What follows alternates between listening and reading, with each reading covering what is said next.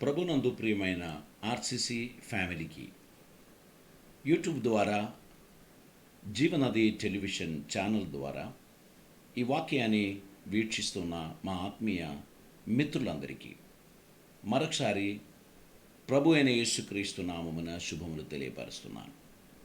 ఈరోజు మనం దేవుని వాక్యాన్ని ధ్యానించుటకై ఏర్పరచబడిన భాగం అపోస్తలుడైన పేతురు రాసిన మొదటి పత్రిక 4వ అధ్యాయం మొదటి వచనాన్ని ఈరోజు మనం ధ్యానం చేయబోతున్నాం.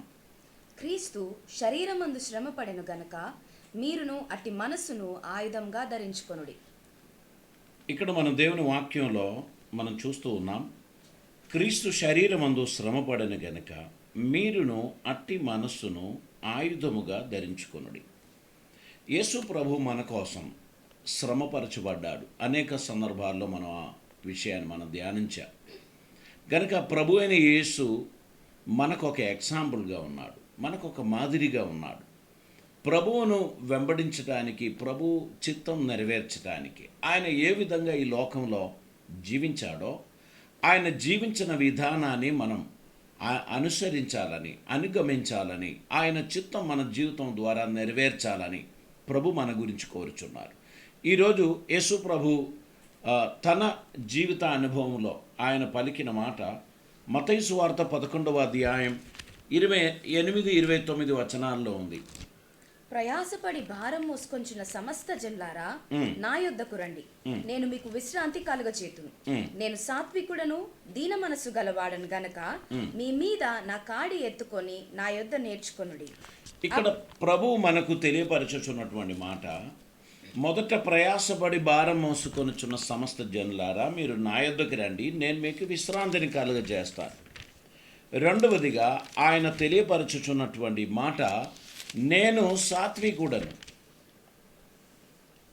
సాత్వికుడను దీన మనసు గలవాడను గనక మీ మీద నా కాడి ఎత్తుకొని నా యొద్ద నేర్చుకొనుడి, అప్పుడు మీ ప్రాణములకు విశ్రాంతి దొరుకును. మొదట ఆయన మాట్లాడినప్పుడు మీరు నా యొద్దకు రండి, నేను మీకు విశ్రాంతిని ఇస్తాను. మనకు అది వింటే ఎలా అనిపిస్తుంది అంటే, అక్కడికి పోతే ఆయన ఫ్రీగా ఇచ్చేస్తాడు, మీరు నా యొద్దకు రండి, నేను మీకు అందరికీ సౌజన్యమైన విశ్రాంతిని ఇస్తాను అన్నట్టు అనిపిస్తుంది. కానీ రెండవ భాగంలో 29వ వచనంలో ఏమంటున్నారంటే, నేను సాత్వికుడను దీన మనసు గలవాడను గనక మీ మీద నా కాడి ఎత్తుకొని నా యొద్ద నేర్చుకోండి. ప్రభు సమాజానికి నేర్పించిన ఒక అద్భుతమైన పాఠం ఉంది. ఆయన నేర్పిన పాఠములను మన జీవిత అనుభవంగా మార్చుకోవడానికి ఆయన మనల్ని ఆహ్వానిస్తున్నాడు. కనుక యేసయ్య పాదాలు వెంబడించుచున్నటువంటి వారు, యేసయ్య మనస్తత్వాన్ని అనుగమించుచున్నటువంటి వారు, యేసయ్య చూపినటువంటి మాదిరిని పాటిస్తున్నటువంటి వారికి ఇదొక అద్భుతమైనటువంటి ప్రోత్సాహనం. నా కాడిని ఎత్తుకొని మీరు నా యొద్ద నేర్చుకోండి అని అంటున్నారు. ప్రభు చిత్తం నెరవేర్చడానికి ఆయన మనల్ని పిలిచాడు.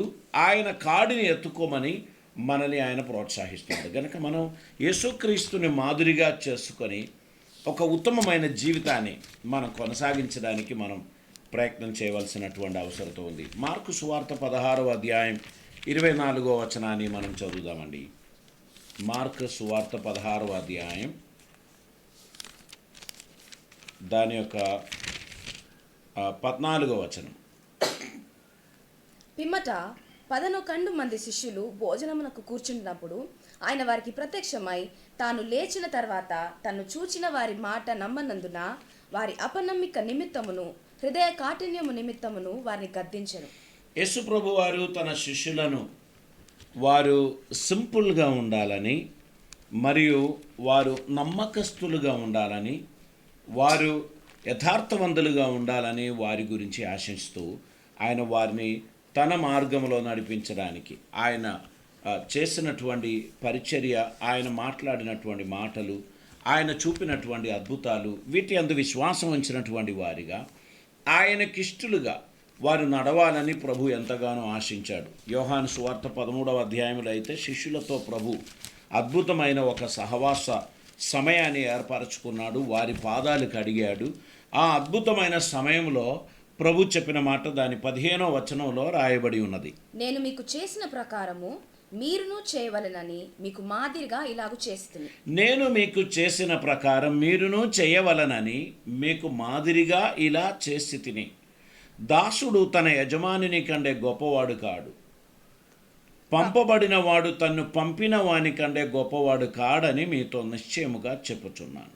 యేసు ప్రభు తను చేసి చూపించిన రీతిగానే, ఆయన వారి ఎడల నడిచిన రీతిగానే వారు నడవాలని ఆయన ప్రోత్సహించాడు. అది మాత్రమే కాదు, వారు యేసు ప్రభు లాగా వారు ప్రవర్తించాలని ఆయన ప్రోత్సహించాడు. నేను మీ పాదాలు కడిగినట్లయితే మీరు కూడా ఒకరినొకరు పాదములు కడగవలసినదే.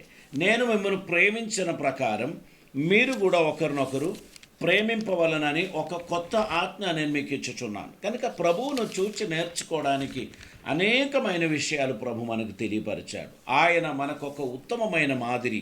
ఈ లోకంలో ఎవరినైనా మనం రోల్ మోడల్గా మనం తీసుకున్నా వారందరికంటే యోగ్యత కలిగిన వాడు ప్రభు అయిన యేసు అని తన జీవితం ద్వారా మనం ఖచ్చితంగా తెలుసుకోవచ్చు. రోమాపత్రిక 15వ అధ్యాయం దాని 5వ వచనాన్ని మనం చదువుదామండి. మీరు ఏకభావం గలవారై ఏకగ్రీవంగా మన ప్రభు అయిన యేసుక్రీస్తు తండ్రి యగు దేవుని మహిమపరచు నిమిత్తము క్రీస్తు యేసు చిత్త ప్రకారం ఒకంతోనొకడు మనసు కలిసిన వారై ఉండునట్లు ఓర్పునకును ఆదరణకును కర్తయగు దేవుడు మీకు అనుగ్రహించును గాక. చూడండి, ప్రభు ఇక్కడ చెప్పుచున్నారు, మీరు ఏకభావము గలవారై ఏకగ్రీవముగా మన ప్రభు అయిన యేసుక్రీస్తు తండ్రి యగు దేవుని మహిమపరచు నిమిత్తం క్రీస్తు యేసు చిత్త ప్రకారం ఒకరితోనొకడు మనసు కలిసిన వారిగా ఉండాలి అని అంటున్నారు. ఇక్కడ తండ్రి ఎడల తన కుమారునికి ఎంత ఏకభావం ఉండిందో మనం కూడా ఒకరి ఎడల ఒకరు ఏకభావముతో ఉండాలని, ఏకగ్రీవమైన మనసు కలిగిన వారిగా మనం నడవాలని, మన డిసిషన్స్ అన్నీ కూడా డిఫరెన్సెస్తో కూడినది కాకుండా ఏకగ్రీవముగా తీసుకున్నటువంటి డిసిషన్స్గా ఉండాలని ప్రభు కోరుచున్నారు. మీరు నేను ఐక్యత కలిగి ప్రభువును ఏది అడిగినా ఆయన మనకి ఇస్తామని వాగ్దానం చేశాడు. కనుక ఈ రోజులలో ప్రార్థనలో మనం అందరం ఏకీభవిస్తూ ప్రభు మన మధ్యలో అద్భుత కార్యములు చేయగలడని మనం నమ్ముచు ఆయనకిష్టులుగా ఉండడానికి మన జీవితాన్ని మనం సమర్పించాలి. 2వ కొరింథీ పత్రిక 10వ అధ్యాయం దాని యొక్క 1వ వచనాన్ని మనం చదువుదామండి. మీ ఎదుటనున్నప్పుడు మీలో అనుకువ గలవాడనైనట్టియు ఎదుట లేనప్పుడు మీ ఎడల ధైర్యము గలవాడనైనట్టియు పౌలను నేనే యేసుక్రీస్తు యొక్క సాత్వికమును మృదుత్వమును బట్టి మిమ్మును వేడుకొంచున్నాను. ఇక్కడ యేసు ప్రభుని యొక్క స్వభావ గుణ విశేషములను గురించి పౌలు చెప్పొచ్చు. ఏమంటున్నారు? ఆయన సాత్వికమును ఆయన మృదుత్వమును మీరు సొంతం చేసుకోండి అని అంటున్నారు. మనం ప్రభు స్వభావాన్ని మన జీవితంలో మనం ప్రావర్ధికంగా మార్చాలి. యేసు ప్రభు మనస్సు కలిగిన వారిగా, ఆయనకు తగినటువంటి వారిగా మనం నడవడానికి మనల్ని సమర్పించాలని కోరుచున్నారు. కొలసి పత్రిక 3వ అధ్యాయం 13వ వచనం కూడా చదువుదామండి. ఎవడైనను తనకు హాని చేసినని ఒకడు అనుకొనిన ఎడల ఒకరినొకడు సహించుచు ఒకరినొకడు క్షమించుడి. ప్రభువు మిమ్మల్ని క్షమించిన లాగున మీరును క్షమించుడి. యేసు ప్రభువుని మాదిరిగా మనం చేసుకుంటున్నప్పుడు నంబర్ 1 ఆయన చూపిన ప్రేమ, నంబర్ 2 ఆయన మనకు నేర్పినటువంటి క్షమాపణ అనుగుణం. ప్రభు తన్ను హింసించిన వారిని, తన్ను ద్వేషించిన వారిని, తనకు విరోధంగా మాట్లాడిన వారిని ఎలా క్షమించాడో అనేది మనం పరిశుద్ధ వాక్యంలో చూస్తున్నాం. కాబట్టి ఆయన మనకు ఒక మాదిరిగా ఉన్నాడు అనేది ఈరోజు మన అంశం. ఆయన మాదిరిగా ఉన్నది ప్రేమించే విషయంలోను క్షమించే విషయంలోను. మనం ఖచ్చితంగా ఒకరినొకరు క్షమించు వారిగా ఉండాలని, ఒకరినొకరు ప్రోత్సహించు వారిగా ఉండాలని ప్రభు మన గురించి కోరుచున్నారు. యేసయ్య తన్ను క్రూరంగా హింసించినటువంటి వారిని సైతం ఆయన ప్రేమ చూపాడు. ఆయన వారి ఎడల దయ చూపాడు. వారి నిమిత్తమై తండ్రిని ప్రార్థించాడు. ఆయన చేసిన గొప్ప కార్యాన్ని మన జీవితంలో మనం కూడా ప్రావర్ధికంగా చేసుకోవాలని ప్రభు కోరుచున్నారు. చూడండి, హెబ్రీయులకు రాసిన పత్రిక 3వ అధ్యాయం 1వ వచనం కూడా మనం చదువుదాం. ఇందువలన పరలోక సంబంధమైన పిలుపులో పాలు పొందిన పరిశుద్ధ సహోదరులారా, మనం ఒప్పుకొనిన దానికి అపోస్తలుడును ప్రధాన యాజకుడునైన యేసు మీద లక్ష్యముంచుడి. ఇక్కడ మనం చూస్తూ ఉన్నాము పరిశుద్ధ వాక్యంలో హెబ్రీ పత్రికలో మనం చదువుతున్నాం, ఇందువలన పరలోక సంబంధమైన పిలుపులో పాలు పొందిన పరిశుద్ధ సహోదరులారా, మనం ఒప్పుకొనిన దానికి అపోస్తులను ప్రధాన యాజకుడినైన యేసు మీద లక్ష్యం ఉంచండి. యేసుని చూచి నడవండి. మనకొక మాదిరి ఉన్నారు అంటే అది ప్రభు అయిన యేసే. ఆయన చూపిన ప్రేమ, ఆయన చూపిన భక్తి, ఆయన చూపించిన ప్రార్థనా జీవితం, ఆయన పగలంతా పరిచర్య చేసేవాడు, ఆయన రాత్రి అంతా తండ్రితో సంభాషించేవాడు, దేవునితో తనకున్న సహవాసం, ఆయన ఇతరుల కొరకు జాలి కలిగిన మనస్సు కలిగిన వాడై తన దగ్గరకు వచ్చిన ప్రతి రోగిని స్వస్థపరిచాడు. అందరి ఎడల జాలి కలిగి ఉన్నాడు. కనుక మనం యేసు ప్రభునందు లక్ష్యం ఉంచాలని ఇక్కడ తెలియపరుస్తున్నారు. ప్రభు మనకు ప్రధాన యాజకుడై ఉన్నాడు. నిన్నటి రోజున మనం అది ధ్యానించాం. ఆయన ఇంకా మరణం లేనివాడు, ఇంకా అంతం లేనివాడు, సదా జీవించుచున్న మన ప్రధాన యాజకుడు మన ప్రభు యేసు. ఆయన మనకు సమీపముగా ఉన్నాడు గనుక ఆసక్తి కలిగిన వారిగా ఆయన చిత్తం నెరవేర్చడానికి మనల్ని మనం సమర్పించాల్సిన అవసరం ఉంది. 12వ అధ్యాయం, హెబ్రీయులకు రాసిన పత్రిక 12వ అధ్యాయం, దాని మొదటి 2 వచనాలు. ఇంత గొప్ప సాక్షి సమూహము వేగము వలె మనలను ఆవరించి ఉన్నందున మనము కూడా ప్రతి భారమును సులువుగా చిక్కులుబెట్టు పాపమును విడిచిపెట్టి విశ్వాసమునకు కర్తయు దానిని కొనసాగించువాడునైన యేసు వైపు చూచుచు మన ఎదుట ఉంచబడిన పందెంలో ఓపికతో పరిగెత్తుదుము. మన ముందు ఉంచబడిన ఈ పరుగు పందెంలో మనకు ఓపిక కావాలని మాత్రమే కాదు, విశ్వాసమునకు కర్తయు దాన్ని కొనసాగించువాడునైనా యేసు వైపు మనం చూడాలి. పరిస్థితులు బాగలేదు, మనం వినబడుచున్న వార్తలు సరిగా లేదు, అంతా భయాందోళన కలిగించేటువంటిదే. కానీ మనకు ఒక విశ్వాసం, అదేంటంటే మన పాపముల నిమిత్తం మాత్రమే కాదు యేసయ్య మరణించినది, ఆయన మన రోగముల కొరకు కూడా మరణించాడు. ఆయన పొందిన దెబ్బల చేత మనకు స్వస్థత కలుగుచున్నది. ఆయన మన నిమిత్తమై శ్రమపరచబడ్డాడు, మన నిమిత్తమై ఆయన హింసింపబడ్డాడు, మన నిమిత్తమైన పాపపు భారాన్ని ఆయన మోసాడు. కాబట్టి ఆయన సజీవుడై ఉన్నందుకు నేను దిగులు పడాల్సినటువంటి అవసరం లేదు. ప్రియులారా, మనకు చాలాసార్లు చాలా విషయాలు వినుచున్నప్పుడు మనకు దిగులు, భయము వస్తుంది. కానీ గుర్తుపెట్టుకోండి, మన ప్రభు ఎవరు అని మనం తెలుసుకుంటే మన భయం ఖచ్చితంగా వెళ్ళిపోతుంది. ప్రభువును గూర్చి మనకున్నటువంటి అవగాహన, ప్రభువును గూర్చి మనకున్నటువంటి విశ్వాసం, అది మన జీవితంలో గొప్ప ధైర్యాన్ని కలుగజేస్తుంది. ఆయన మనల్ని ఏనాడు విడువనన్నాడు, ఏనాడు ఆయన ఉపేక్షించనన్నాడు. కనుక ఆయన అడుగుజాడలో మనం నడవడం, ఆయన సమయం కొరకు మనం ఎదురు చూడడం, సహనంతో కనిపెట్టడం. అదే కీర్తనకారుడు 40వ కీర్తనలో చెప్పిన మాట అదే, నేను యెహోవా కొరకు సహనముతో కనిపెట్టుచున్నాను. అదొక అద్భుతమైన అనుభవమే. నేనేమాత్రం టెంప్ట్ అవ్వడం లేదు, నేనేమాత్రం యాంగ్జైటీతో నిండిపోవడం లేదు. నేను ఈ వార్తలన్నీ వినబడుచున్నప్పటికీ నేను సహనముతో కనిపెడుచున్నాను. ఎందుకంటే ఆయన నాకు ఆశ్రయమును, దుర్గమునై ఉన్నాడు. ఆయన నాకు ఆపద్దినములు సమీపించుచున్నప్పుడు నాకు నమ్మదగిన రక్షకుడై దేవుడై ఉన్నాడు. ఆయన నన్ను విడవనన్నాడు గనక నేను కదల్చబడను, నేను దిగులు చెందను. నాతో మాట ఇచ్చిన, నాకు హామీ ఇచ్చిన ఆ ప్రభు ఎవరో అనే విశ్వాసం నా హృదయంలో స్ట్రాంగ్గా ఉన్నందుకు నేను అధైర్యపడడం లేదు.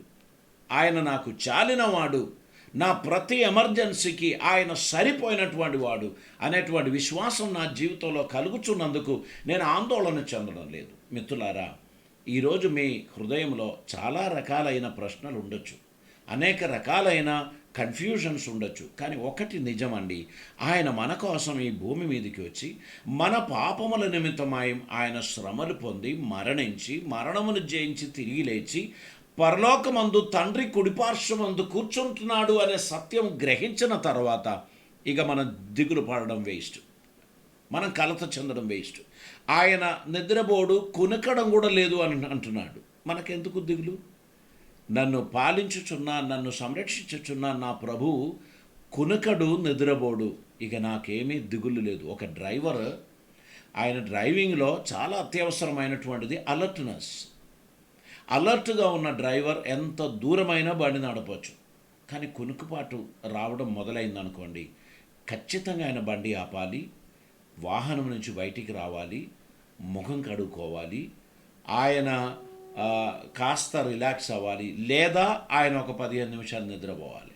బండి పక్కకు పెట్టి ఒక 15 నిమిషాలు నిద్రపోయి ఫ్రెష్ అయి మళ్ళీ లేచి బండి నడపాలి. ఇవి లేకుండా కునుకుపాటుతో బండి నడిపాడు అనుకో, ప్రమాదం ఎక్కడ పొంచి ఉన్నదో మనకు తెలియదు, ఎప్పుడు జరుగుతుందో తెలియదు. ఈ విషయంలో మనకు కాన్ఫిడెన్స్ తక్కువ ఉన్నందుకు చాలామంది కూడా రాత్రి వేళలో వాహనం నడపడానికి ఇష్టపడరు. ఎదురుగా వచ్చే వాహనం యొక్క లైటు అది కన్నులకు కొట్టినప్పుడు ఖచ్చితంగా టైర్డ్నెస్, నిద్ర వచ్చేస్తుంది. ఇటువంటి వారు రాత్రి వేళలో బండి నడపరు. కారణం ఏంటంటే కునుకుపాటు, నిద్ర రావడం, అదొక భయం. అందుకే ఇక్కడ అంటున్నాడు, నిన్ను కాపాడువాడు కునుకడు, నిద్రపోడు. ఆయన నీకు సహాయముగా ఉన్నాడు. ఆయన నిన్ను ఆదుకొనువాడు, నిన్ను ఆదరించువాడు. నువ్వు ఈ విషయంలో దేనిని గురించి కూడా నువ్వు చింతపడనక్కర్లేదు. ఈ మహామారి వచ్చి వెళ్ళిన తర్వాత మీరు వినబోయే అద్భుతకరమైన ఒక వార్త ఏంటి తెలుసా? యేసుక్రీస్తుని రక్తములో కడగబడిన తన బిడ్డలందరూ ఈ సమస్య నుండి విడుదల పొందారు అనేటువంటి ఒక వార్త మీకు వినబడుతుంది. మీకు నేను తెలియపరచడానికి ఆశించేది, ఆయన మరణించి సమాధికి లొంగిపోయిన వాడు కాదు. ఆయన బాడీ ఎంబామ్ చేసి పెట్టలేదు ఎక్కడ. ఆయన సజీవుడై ఉన్నాడు. అరిమతియ యోసెఫ్ యొక్క సమాధి ఖాళీగా ఉంది. ఆయన ఇక్కడ లేడు, ఆయన లేచి ఉన్నాడు అని అలనాడు పరిశుద్ధ దూత చెప్పిన మాట ఆ సమాధి దగ్గర రాసి ఉన్నది. ఆయన మరణమును జయించి తిరిగి లేచాడా? నిన్ను నన్ను సంరక్షించడానికి ఆయన నమ్మదగిన వాడే. కాకపోతే నీకు చెప్పిన నిబంధనలను నువ్వు పాటించాలి. నీకు ఇచ్చిన ఉపదేశములను గాలికి వదిలేసి నీవు ఇష్టం వచ్చినట్లు తిరిగి నా దేవుడు ఉన్నాడు, ఆయన మామూలోడు కాదు అని చెప్పి నేను నిన్న చెప్పినట్లు కరోనా నోటిలో చేయి పెడితే ఖచ్చితంగా అది నిన్ను కరుస్తుంది. కాబట్టి అటువంటి ప్రయత్నం చేయకండి, జాగ్రత్త పడండి. మీరు మీ చేతులు కడగండి, భద్రంగా ఉండండి, ప్రార్థన చేయండి, సోషల్ డిస్టెన్సింగ్ మెయింటైన్ చేయండి, ప్రభుత్వ ఆదేశాలను ఖచ్చితంగా పాటించండి. మీకు సంరక్షణ, మీకు క్షేమము దేవుడు ఖచ్చితంగా ఇస్తారు. ప్రియులరా, మనం భయపడనక్కర్లేదు అని నేను అంటున్నాను. మీరు భయపడనక్కర్లేదు. ఎందుకంటే ఆయన సజీవుడై మరణమును జయించి తిరిగి లేచాడు. ఖచ్చితంగా తన బిడ్డలకు ఆయన జయం అనుగ్రహించు ప్రభు అయి ఉన్నాడు. గనక మీరు ఆయన యందు మీకున్న విశ్వాసాన్ని మీరు విడిచిపెట్టకుండా, ప్రభువా ఈ మహామారిలో నన్ను నా కుటుంబాన్ని కూడా కాపాడండి అని మీరు ప్రార్థన చేయండి. ఈ ప్రార్థన చేయడానికి మీరు మతం మారాల్సినటువంటి అవసరం ఏమీ లేదు. మీరు ఉన్నటువంటి స్థితిలో, మీరు ఉన్నటువంటి భక్తి పరిస్థితులు మీరు ఫాలో అవుతూ ఉన్నప్పుడు కూడా ఈ మాట ప్రభువుకు మీరు అడగొచ్చు. ప్రభువా, నా జీవితంలో నీ రక్షణ కావాలని నేను కోరుచున్నాను. మానవ జాతి కోసం నువ్వు మరణించావని, మరణాన్ని జయించి తిరిగి లేచావని నేను నమ్ముచున్నాను. గనక నన్ను నా కుటుంబాన్ని కూడా సంరక్షించు ప్రభువా అని మీరు ప్రార్థన చేయండి. కరుణామయుడైన దేవుడు ఖచ్చితంగా మన అందరినీ సంరక్షిస్తాడు. మన రాష్ట్రానికి మరియు మన దేశానికి ఆయన ఖచ్చితంగా జయం ఇస్తాడని నేను నమ్ముచున్నాను. ఈ వాక్యాన్ని వీక్షిస్తూ ఉన్న ప్రతి ఒక్కరి హృదయంలో అద్భుతమైన దేవుని సాన్నిధ్యం బలమైనదిగా ఉండాలని నేను మనస్ఫూర్తిగా ప్రార్థిస్తున్నాను. ఆయన మీ జీవితంలో ఆశ్చర్యమైన కార్యములు చేస్తాడు అనేటువంటి విషయంలో ఏమీ సందేహం అక్కర్లేదు. ఆయన నమ్మదగిన దేవుడు. చదువుదామండి. 1 పేతురు గ్రంథం 2వ అధ్యాయం 21వ వచనం కూడా మనం చదువుదాం. క్రీస్తు కూడా మీ కొరకు బాధపడి మీరు తన అడుగుజాడల యందు నడుచుకొనున్నట్లు మీకు మాదిరి ఉంచిపోయాను. ఇక్కడ యేసు ప్రభు మన కొరకు బాధపడి మనము ఆయన అడుగు జాడల యందు నడుచుకొనున్నట్లు మనకు మాదిరి ఉంచిపోయాడు. ఆయన ఒక మాదిరి గల దేవుడు. ఆయన మనకు నడవడానికి ఇబ్బందికరమైన కార్యం ఆయన మనకు చెప్పడు. ఆయన ఇదే త్రోవలో నడిచాడు. శ్రమపరచబడ్డాడు, నిందింపబడ్డాడు, హింసింపబడ్డాడు, బాధింపబడ్డాడు, మరణము పొందాడు.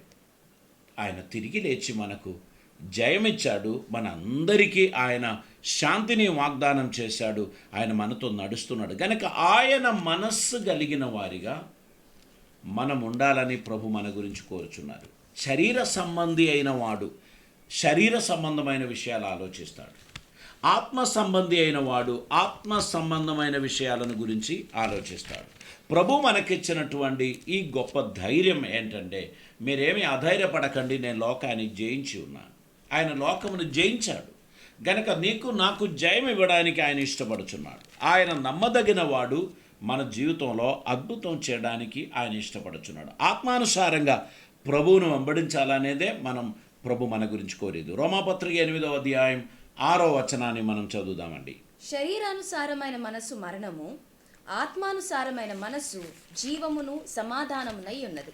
ఇక్కడ మనం చూస్తున్నాం, శరీరానుసారమైన మనస్సు అది మరణాన్ని తీసుకొస్తుంది. ఎందుకంటే మనం వినుచున్న వార్తలను నమ్ముతాము, మనం అన్ని కాల్కులేషన్స్ చేస్తాము, లాజిక్ మనకు చాలా ఉన్నాయి కనుక మనం శరీరానుసారమైన లెక్కలన్నీ మనం చేసుకుంటూ ఉంటాం. కానీ ఆత్మానుసారమైన మనిషి ఇవన్నీ ఇలా ఉన్నప్పటికీ దేవుడు నన్ను విడిపించగలడని నేను నమ్ముచున్నాను.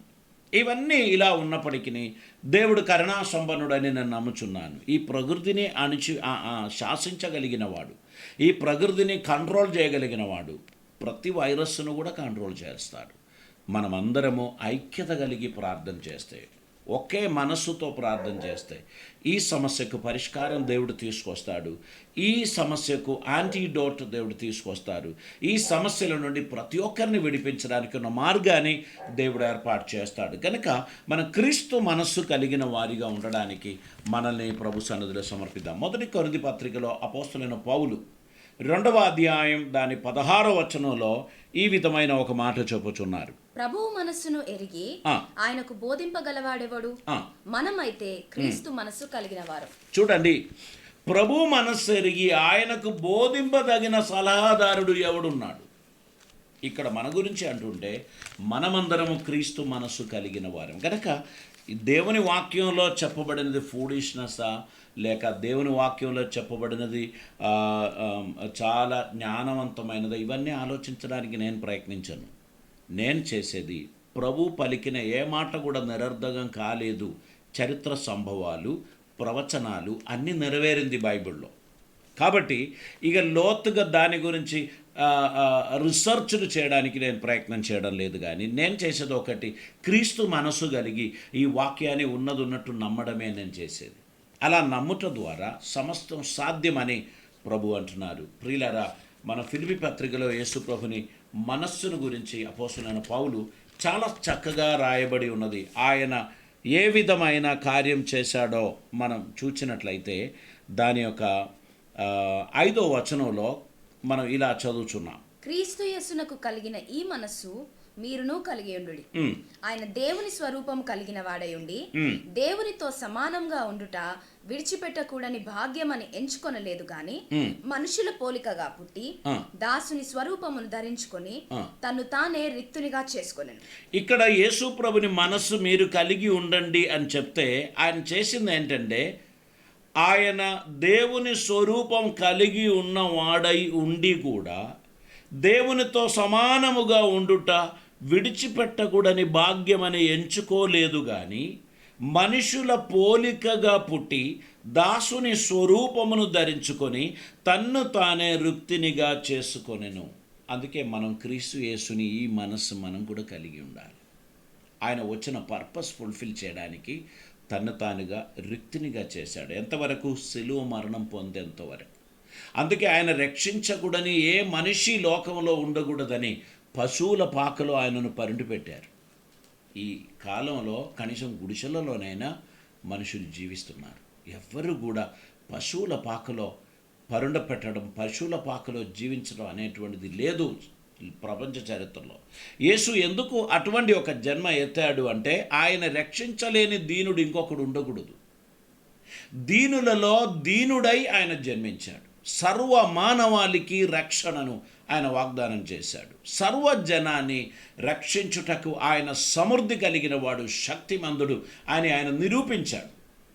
రోమా సామ్రాజ్యము ఎదుట క్రీస్తుని దైవత్వాన్ని ఆయన ప్రూవ్ చేశాడు. అందుకే పిలాతు అతని గురించి చెప్పాడు, ఇతడు యూదులకు రాజు, నజరేయుడైన యేసు యూదుల రాజు అని అతని శిలువపై వారు రాశారు. సాధారణంగా రోమా సామ్రాజ్యంలో ఒక నేరస్తుడు చనిపోతే అతడు చేసిన తప్పు ఆ తలపైన ఒక ప్లాకార్డ్ మీద రాసేస్తారు. ఆ వీధి గుండా వెళ్ళే వారందరూ అది చూస్తారు. వీడు బందిపోటు నరహంతకుడు, వీడు దొంగ, లేక వీడు అత్యాచారం చేసిన వాడు. ఈ విధంగా తన నేరములు అక్కడ రాస్తారు. కొంతమంది ఎగతాళి చేసి వెళ్ళిపోతారు. కొందరు ఆయన దాహం అని చెప్తే అక్కడ ఒక డ్రమ్ములో ఉన్న నీళ్లను ఆయనకు ఒక ఒక బొంగు ద్వారా స్పాంజ్తో ఆ నేరస్తునికి అందిస్తారు. యేసు ప్రభు కూడా దాహం వేసినప్పుడు వారు ఆ నీళ్లకు బదులు అక్కడ చేదు రసం పెట్టాడు. అంటే ఆయనను అవమానించటంలో మ్యాక్సిమం చేశారన్నమాట. ఈ నేరస్తుని నేరమే తన తలపైన ఉంటుంది. ఇప్పుడు విచిత్రమైన వార్త ఏంటంటే, రోమా చక్రవర్తి రాశాడు, నజరేయుడైన యేసు యూదుల రాజు. అదేమైనా నేరమా? అదొక బిరుదు, అదొక పదవి. అక్కడ రాసి పెట్టిన నేరం అది. యూదుల రాజు అని అన్నాడు అని రాయాలి. వీళ్ళందరూ కలిసి మళ్ళీ వెళ్ళారు పిలాతు దగ్గరికి. అయ్యా, రాయడంలో ఒక చిన్న పొరపాటు జరిగింది. ఆయన యూదుల రాజువు కాదు, మాకు రాజువుగా కైసరు ఉన్నాడు, కానీ ఇతడు యూదుల రాజు అని అన్నాడు అని రాయండి అంటే పిలాతు చెప్పాడు, నేను రాసింది అంతేగా, నేను రాసేది లేదు తీసేయలేదు, పోన్రా అని చెప్పి పంపించాను. కనుక మీరు గుర్తుపెట్టుకోండి, ప్రభు ఆయన మరణ సమయంలో కూడా దేవుడు తన చిత్తం నెరవేర్చాడు. అద్భుతకరమైన మరణం ఆయనకు వచ్చింది. ఆయన మరణములో తనతో కూడా ఉన్న ఒక ఖైదీకి ఆయన రక్షణను కూడా వాగ్దానం చేశాడు. ఇంత అద్భుతమైన జీవితం. ఆయన దేవుని చేత హెచ్చింపబడ్డాడు. అన్ని నామముల కన్నా పై నామం ఆయనకి ఇవ్వబడినది అని మనం చూశాం. ఆయన దేవుని కుడిపార్శ్వమందు కూర్చుంటున్నాడు అనేది మనం చదివాం. కాబట్టి ప్రియులారా, యేసు ప్రభుని మాదిరిగా ఉంచుకోండి. బహుశా నీ పొజిషన్ నీకు దొరకకపోయే సందర్భాలు ఉండొచ్చు. నీకు గుర్తింపు రావాల్సిన సమయంలో నిన్ను గుర్తించకపోయిన సందర్భాలు ఉండొచ్చు. నిన్ను హెచ్చించవలసిన సమయంలో నిన్ను మర్చిపోయిన సందర్భాలు ఉండొచ్చు. కానీ అక్కడల్లా నువ్వు దిగులు చెందొద్దు, నువ్వు నిరాశ చెందొద్దు. నీ సమయం ఇంకనూ రాలేదు. నీవు దేవునికి వందనాలు తెలియపరచండి. ఇటువంటి సిచ్యువేషన్లో దీన మనస్సు కలిగి సాత్వికుడిగా ఉండడానికి ప్రయత్నం చేయండి. తగిన సమయంలో అట్ ద అప్రోప్రియేట్ టైం దేవుడు నిన్ను లేవనెత్తుతాడు. దేవుడు నీకు ఘనత తీసుకొస్తాడు. దేవుడు నిన్ను ఆశీర్వదిస్తాడు. నీ జీవితంలో ఏ గుర్తింపు రావాలో అది దేవుడు తీసుకొస్తాడు.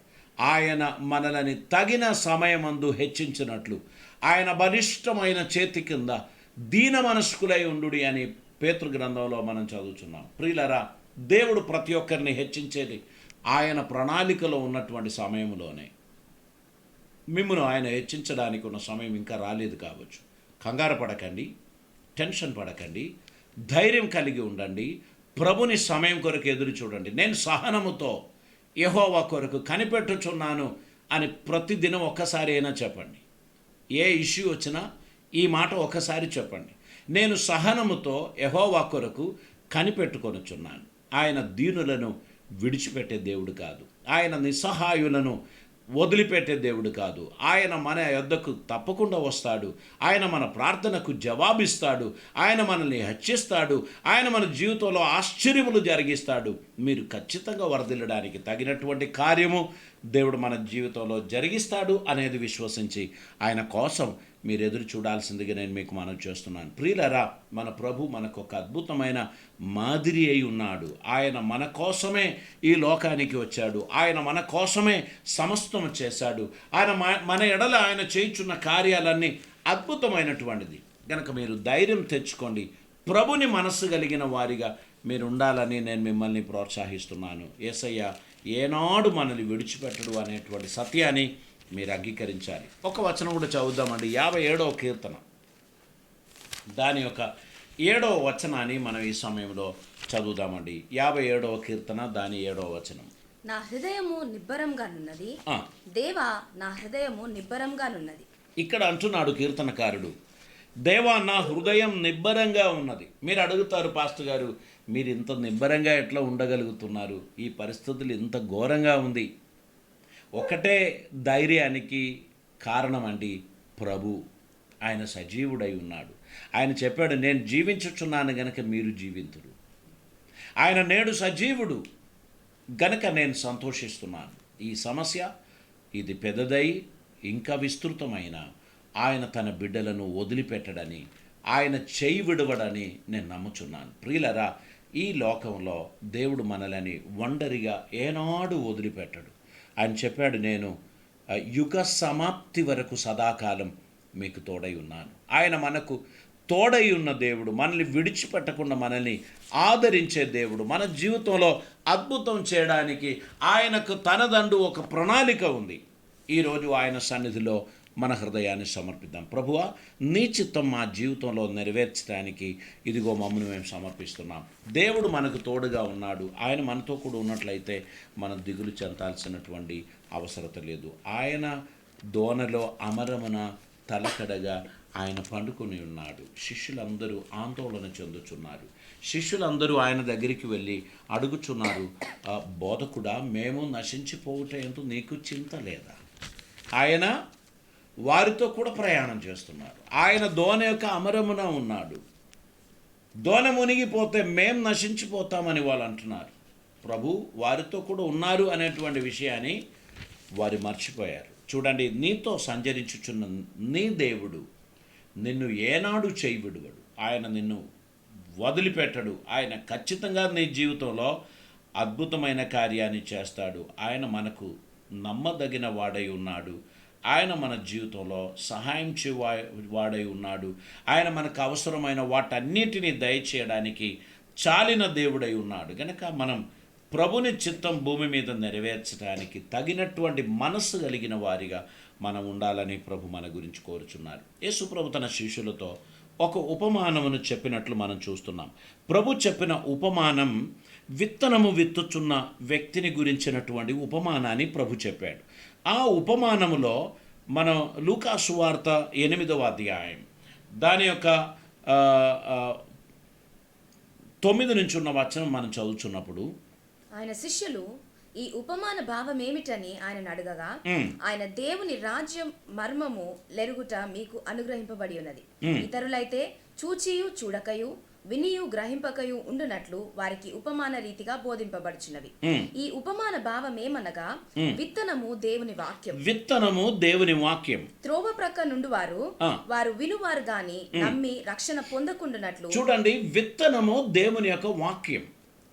త్రోవ ప్రక్కన ఉండువారు వినువారే గాని వారు నమ్మి రక్షణ పొందకుండా ఉండేటువంటి వారు.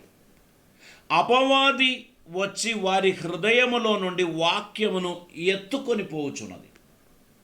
ఇక్కడ మనం చూస్తూ ఉన్నాం, విత్తనం దేవుని వాక్యం. ఈ లాక్డౌన్లో ప్రతిరోజు దేవుని విత్తనం మన హృదయంలో పడడానికి దేవుడు మనకు కృపనిచ్చాడు. ఈ విత్తనమును విని కూడా నమ్మకుండా ఉండడానికి అపవాది వచ్చి ఏం చేస్తాడు? ఈ విత్తనాన్ని ఎత్తుకొని పోతాడు. ఎలా ఎత్తుకొని పోతాడు?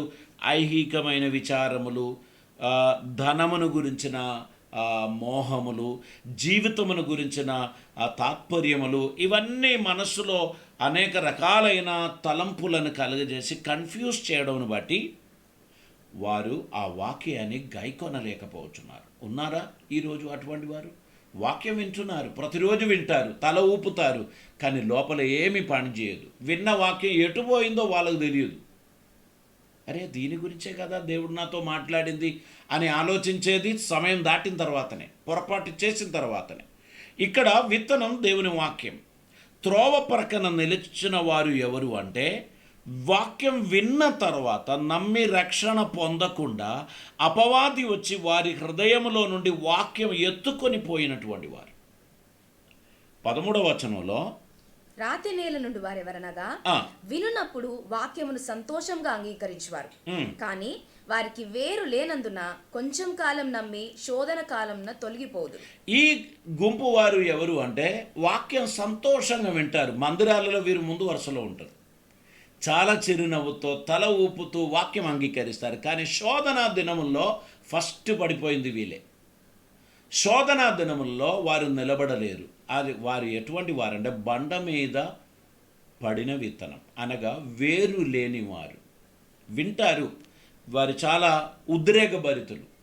వినినప్పుడే వారికి ఆనందం ఉంటుంది, చాలా ఉద్రేకంగా కనిపిస్తారు, కానీ తొందరగా వాడిపోతారు, నిరాశలోకి పోతారు, నిస్పృహలోకి పోతారు, వాక్యం పని చేయకుండా పోయేటువంటి వారు.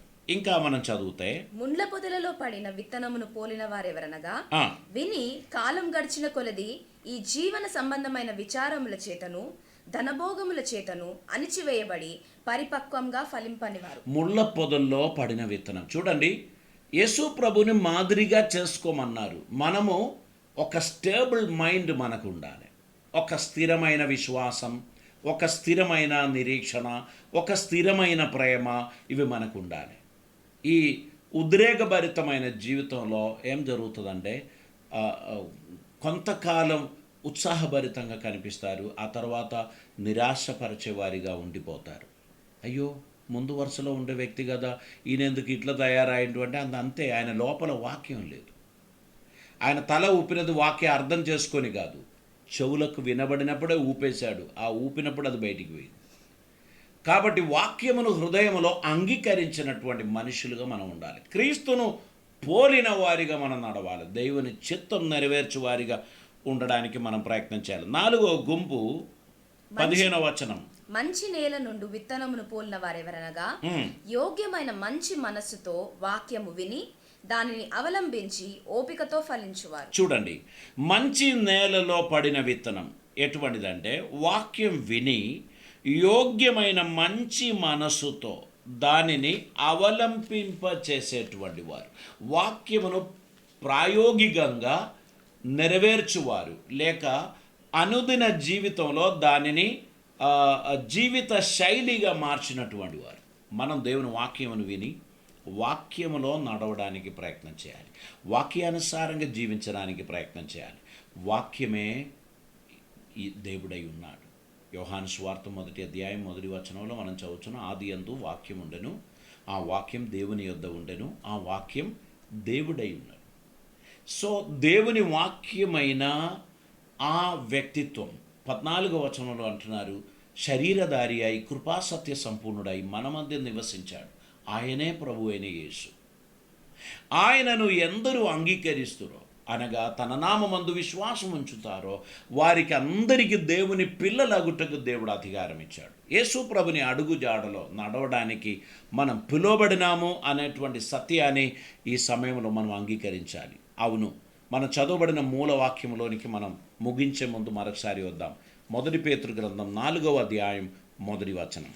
క్రీస్తు శరీరమందు శ్రమపడెను గనక మీరును అట్టి మనస్సును ఆయుధంగా ధరించుకొనుడి. చూడండి, యేసుక్రీస్తుని మనస్సు మనం ఆయుధంగా ధరించుకోవాలని ప్రభు కోరుచున్నారు. ఆయన శ్రమపరచబడ్డాడు, హింసింపబడ్డాడు, నిందింపబడ్డాడు, వెలివేయబడ్డాడు, కానీ ఆయన కదల్చబడలేదు. విశ్వాసంలో నుంచి తొలగించడానికి ఎన్నో రకాలైన వాగ్దానములు, ఒత్తిడులు, దెబ్బలు అన్నీ జరిగింది.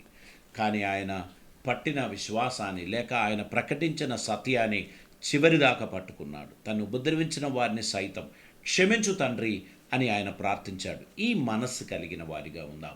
ఈ కాలంలో ఇంత భయంకరమైన పరిస్థితులు ఉన్నప్పటికీ సైతం ధైర్యంగా మనం ఉండడానికి వీలు కలుగుతుంది అంటే అది కేవలం సజీవమైన దేవుని వాక్యం ద్వారానే. ఆయన వాక్యం మనల్ని బలపరచుచున్నది, ఆ వాక్యం మనల్ని కట్టుచున్నది, ఆ వాక్యం మనల్ని నిలబెట్టుచున్నాడు, ఆ వాక్యం ద్వారా మనం జీవిస్తున్నాం. యేసయ్య వాక్యం మనల్ని బ్రతుకించిన గాక. మీ విశ్వాస జీవితంలో మీకు కలుగుచున్న ప్రతి అధైర్యమును అది పోగొట్టుకోవడానికి దేవుని వాక్యం మంచి నేలలో పడ్డ విత్తనం వలె మీలో ఫలించును గాక. ఆయన మనస్సు కలిగిన వారిగా, ఆయనను మాదిరిగా ఉంచుకొని ముందుకు నడవడానికి మన జీవితాన్ని ప్రభు సన్నిధిలో సమర్పిద్దాం. తలలు వంచుదాం, మనం ప్రార్థన చేద్దాం. పరిశుద్ధుడైన తండ్రి, కృపామయుడైన దేవా, నీకు వందనాలు. ఈరోజు నీ వాక్యం వినిన మా ఆత్మీయ మిత్రులందరి కొరకు ప్రార్థన చేస్తున్నాం. వారి కుటుంబంలో కొంత కన్ఫ్యూషన్, కొంత అలజడి, కొంత కలవరము ఇవన్నీ ఉండొచ్చు. కానీ ప్రభువా, ఈరోజు నీ వాక్యం ద్వారా వారితో మాట్లాడారు. భయపడకండి, ఇది నేను మీ వద్దకు వచ్చి ఉన్నాను అని ప్రభువా నీ వాక్యం ద్వారా మాకు తెలియపరిచారు. నువ్వు శ్రమ పొందినప్పుడు నీవు సంయమనం పాటించావు. మేము కూడా సంయమనం పాటిస్తూ మౌనంగా ఉండడానికి తగిన కృప మాకు దయచేయండి. మా ఆందోళనను తీసివేయండి, మా అలజడిని తీసివేయండి, మా ఇంటిలో మాకు ప్రశాంతత దయచేయండి. ప్రతి ఒక్కరితో సమాధానంగా నిన్ను సేవించే ధన్యత మాకు దయచేయమని ప్రార్థిస్తున్నాం. నీ కృపయు సమాధానము మా జీవితంలో దయచేయమని, మీ చిత్తం మా జీవితంలో నెరవేర్చమని, నీకు ఇష్టలుగా మేము నడవడానికి తగినట్లు మమ్మల్ని మీరు సిద్ధపరచమని. ఇదిగో ఈ దినమందు నీ వాక్యం మా జీవితంలో ఎంత ఆశీర్వాదకరమైందో అది మా జీవితంలో అనుదినం మేము జ్ఞాపకం చేసుకుంటూ ముందుకు నడవడానికి సహాయం చేయండి. ఎవరైనా రోగులుగా బలహీనులుగా ఉన్నట్లయితే వారిని ముట్టి స్వస్థపరచండి. ప్రభువా, మా దేశంలో అనేక మంది అమాయకులు కరోనా వైరస్తో బాధింపబడి ఉన్నారు. కొందరు ఐసోలేషన్లో ఉన్నారు, కొందరు క్వారంటైన్లో ఉన్నారు, కొందరు ట్రీట్మెంట్లో ఉన్నారు. ప్రభువా కరుణించండి, వారందరినీ స్వస్థపరచండి. నీ ఆత్మ సాన్నిధ్యం ప్రతి ఒక్కరికి దయచేయమని ప్రార్థిస్తున్నాం. నీ పరిశుద్ధాత్మ శక్తిని, సామర్థ్యమును వారికి అనుగ్రహించమని ప్రార్థిస్తున్నాం. మా తండ్రి, నువ్వు నమ్మదగిన దేవుడై ఉన్నందుకు నీకు స్తోత్రం. ఈ దినమందు ప్రతి ఒక్కరిని తాకుమని ప్రార్థిస్తున్నాం. యేసయ్య, నువ్వు పొందిన గాయముల చేత వారికి స్వస్థత కలుగుచున్నది అని నువ్వు చెప్పిన మాట మేము నమ్ముచున్నాం. మా దేశ ప్రజలకు, మా రాష్ట్ర ప్రజలకు స్వస్థత సమకూర్చుమని. ప్రభువా, ఈ వైరస్ ప్రభావం మా దేశం నుంచి లేకుండా పోవును గాక. మా కుటుంబాలన్నీ కూడా ఆనందంగా ఉండును గాక. మా పట్టణాలు సమాధానంతో కూడినదై ఉండును గాక. మా రాష్ట్రాన్ని, రాష్ట్ర ప్రభుత్వాన్ని, దేశాన్ని, దేశ ప్రభుత్వాన్ని మీరు ఆదరించమని, ఆశీర్వదించమని, మా ఈ ఉభయ రాష్ట్రాలను దీవించమని, ముఖ్యమంత్రులను, వారి వర్గములను దీవించమని తండ్రి, ప్రత్యేకంగా ఈ రాష్ట్రంలో అద్భుతమైన సమాధానం ప్రజలందరికీ కలుగజేయమని, ప్రతి ఒక్కరూ అప్రమత్తంగా ఉండడానికి, జాగ్రత్తగా దీన్ని ఎదుర్కోవడానికి సహాయం చేయమని, నీ కృప ద్వారా మా అందరి గృహాల్లో సమాధానం సమృద్ధిగా ఉండినట్లు కృప చూపమని, దీవెనలతో నింపమని, అద్భుతములు జరిగించమని యేసయ్య పరిశుద్ధ నామమున అడిగి ప్రార్థిస్తూ ఉంటున్నాం పరమ తండ్రి, ఆమేన్. ఈరోజు మే 1 ఒక కొత్త మాసంలోకి మనం అడుగు పెట్టాం. అసలు మన క్యాలెండర్ చూడడం లేదు, సమయం చూడడం లేదు, అందరి ఇంట్లో ఉంటున్నాం. కొత్త మాసంలో మనం అడుగు పెట్టాం. మనము దేవుని కృపను సమృద్ధిగా పొందడానికి దేవుడు తన సహాయం అనుగ్రహించను కాదు. నూతన మాసంలో మనం ఏం చేస్తామో మీకు తెలుసు. విశ్వాసముతో మీ విత్తనములు విత్తండి. దేవుని అందున్న మీ మనస్సును చూపించండి. మీకోసం దేవుడు ఏం చేయబోచున్నారో అది విశ్వాస కన్నులారా చూడండి. దానికోసం మీ విత్తనములు విత్తండి. దేవుడు సమృద్ధి అయిన దీవెనలు మీకు ఇచ్చును గాక. ఈ సందేశం మీకు నచ్చినట్లయితే లైక్ చేయండి, షేర్ చేయండి, ఈ ఛానల్ను సబ్స్క్రైబ్ చేయండి. అది మాత్రమే కాదు, మీరు బెల్ బటన్ ప్రెస్ చేయండి.